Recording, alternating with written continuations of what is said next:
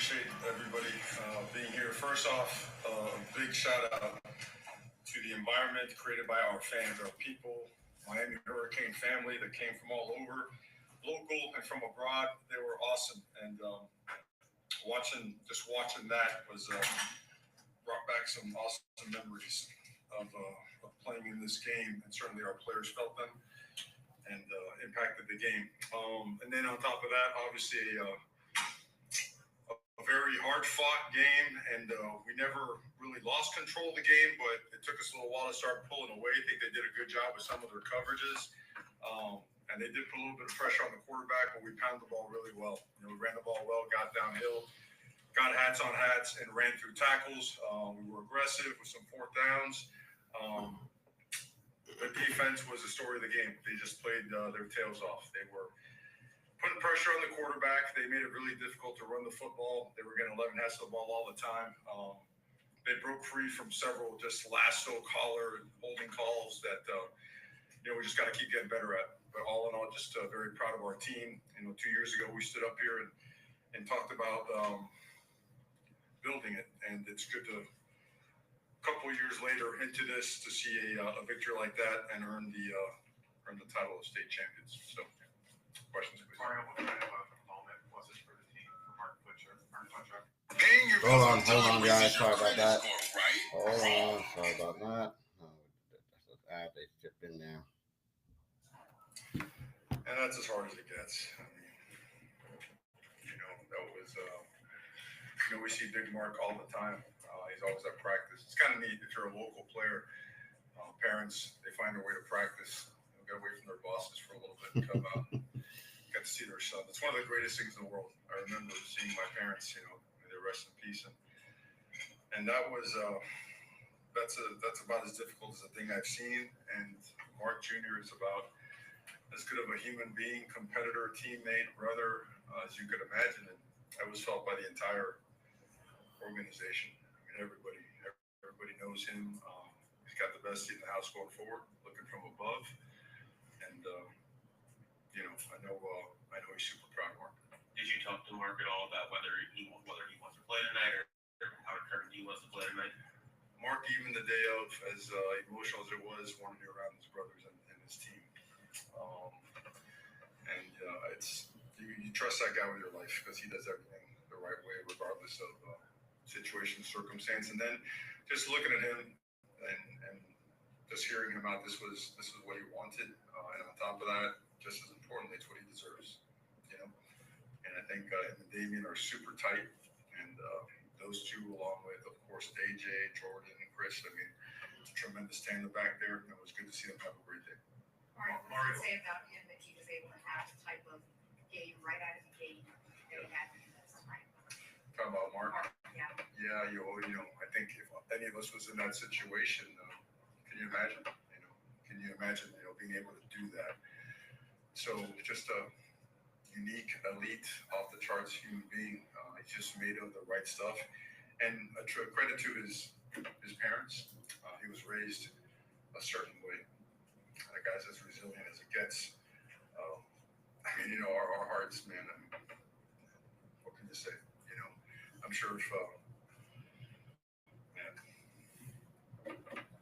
Mario, in the first 2 years that you were here, Florida State outscored Miami 72-23 in the last 2 years. You as head coach, the pendulum swung, and you have your first one as head coach versus Florida State, most hated rival. How does it personally feel for you? It feels good because it's good for the team. I think about maybe some of the personal stuff in the off season for a few minutes, and I just blow it off. It's never been that. We knew when we came here that we're going to get our teeth kicked in early. I probably spoke to several people in this room about, man, wow, this is quite a monumental task. We got to flip this thing. We got to flip this roster. All these other in-state schools are so far ahead. They have a foundation. They've been to bowl games. They've won conferences. And we got to start it up, and that's painful, particularly when it comes to the trenches. And I think the trenches tonight are a great indication of progress. A lot of hard work by our entire organization, recruiting staff, our offensive line coach, Alex Mirabal, Coach Pata, Coach Reggie Bain, our defensive line coaches, Taylor, Salavea, Stroud, Santana. I mean, it's a great example of working your butt off and keeping your head down and not worry about all the crap that comes with rebuilds, you know. And I think it's good for, you know, young coaches to not ever hesitate to take on a rebuild if they believe in it, because deal with all the crap and nonsense for a little bit and then start putting it together, start getting wins. So we're progressing, but we're not anywhere near where we want to be yet. 150 yards and 2 rushing touchdowns tonight for Damian. There's not many guys in the history of the series that have done that. I think it's only like 10 or 11 that have ever done that. 9 years. You said earlier in the week that guys who haven't played this game have an understanding of it. He certainly seems like he has an understanding of it. Oh yeah, and he's been in some big ones, you know. And I think what people don't realize, he got here a little bit later than the rest, so his learning curve was a little bit different. Everybody wants to happen right now, and our summers are awesome. Like our training regiment, the way our player-led workouts are carried out there, just elite. But it still takes time. And you know, we were chucking the ball around really well early on, and today we still throw it around okay, but not as effective. But the last couple of weeks, you see the running game now getting in sync, right? Now you see how, you know, we run a lot of different plays on what he ran, you know, when he was at Oregon State, and now he's really feeling comfortable in the system.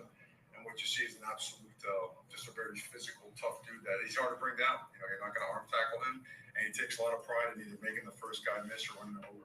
All right, what's the backstory on the trick play, that touchdown reception by Cam Ward? Texas to Texas, meaning Ohio to Cam Ward.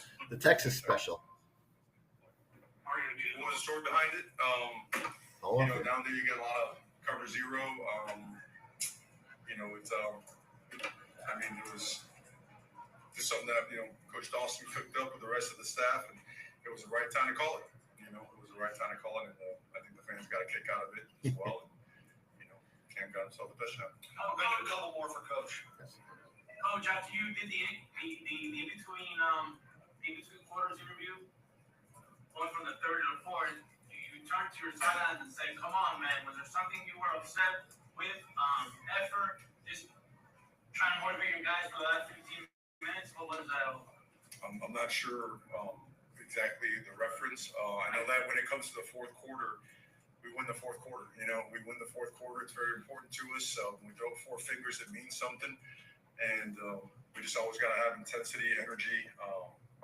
You know, I think those 2 guys back there exemplified that tonight. And I just think, look, there's nothing worse than a coach that just stands there with a thumb in his nose. You know what I mean? I mean, whatever we always can do to help our guys and bring energy to the sidelines, we do. These guys bust their butts, and it's awesome to have an insane crowd, but it's just as important to have a great sideline, to see your brothers and your teammates supporting you and bringing the juice. All right, so it's really close wins before this week. How good did it feel to get a decisive and controlling win?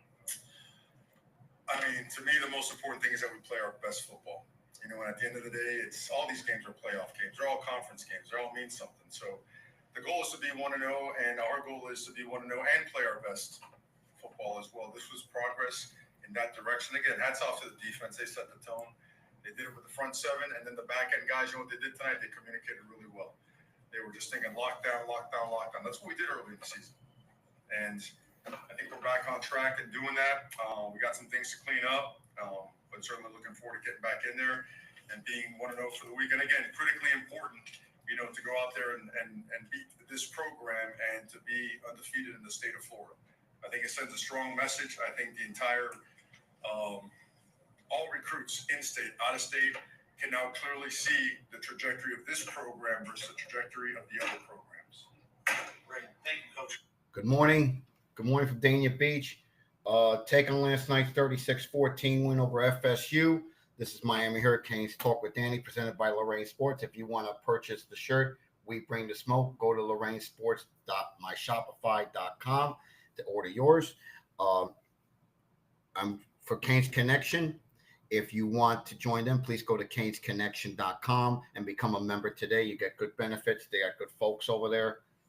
You help the student athletes too. And by the way, the Lorraine t-shirt proceeds from sales go to kids without NIL deals. And I don't have them. But anyway, let me give you my take on last night's game. Like Mara said, defensively clamped down the second half. I like the way we played. I did like the fact that we had a balance. Like Vic says this clearly last night. Said it to me perfectly. He said, one, we had a balanced attack. We controlled the clock for 35 minutes. In fact, we controlled the clock for 35 minutes and 23 seconds. Okay.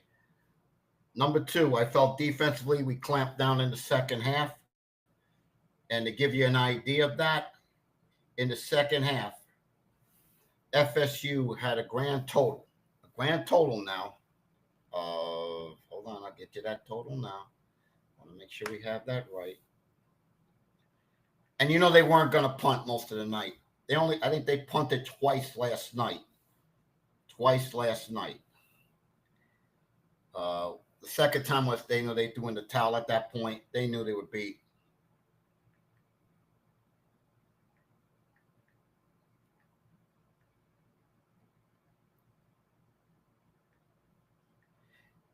Second half, they had 161 yards total offense in the second half last night. So we clamped down when we had to, and we did a good job of that.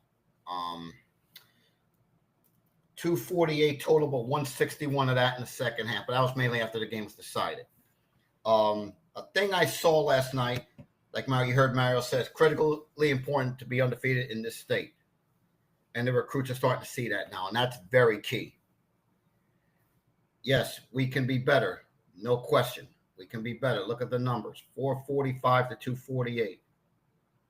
I really felt two things I liked when Victor went from Victor John total. The concern I had was the pass protection. It wasn't as good as it normally is. We allowed Cam to get sacked 4 times last night. Got to clean that up because good teams against like Clemson or SMU are going to pick that up. And, next week when Manny comes to town, they forced 6 turnovers of SMU last night. So protecting the football is going to be important, critically important in that game. And I'll talk about them on Tuesday when I have Steve Wiseman on from the Raleigh News and Observer and previewing that game. No passing touchdowns for Cam last night, but you got to tip your hat to FSU on that. They showed up. They sacked him 4 times. X only had 4 receptions. But the one thing I did like was the running game got going. We had 230 yards rushing last night. But we got to clean the penalties up when Cam extends plays. We have to clean up those penalties. We had 7 for 85 last night. We had 31 first downs to 14 for FSU. Now, 4th down, you knew FSU they weren't going to punt most. And in fact, FSU, I don't know, I think they punted. I don't think they punted much last night. I only punted twice. I don't think we punted last night. I don't believe we did. But wow, I think we could be better in a lot of things here. Yes, we could be better in a lot of areas, no question. We were their D line were outplaying our offensive line in the first half, but we got better there. They put pressure on Cam.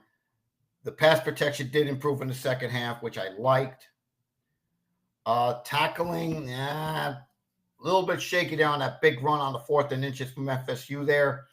But second half, I think we got better there. We clamped down. Communication was better, as Mario said. And we got the W on the 8-0. Or as Mario and the staff would say, 1-0 for the week, which is good. So 8-0 overall. Tough game next week with Duke, but I'll talk about that on Tuesday when I have Steve Wiseman on. But now I'm going to give out the report card.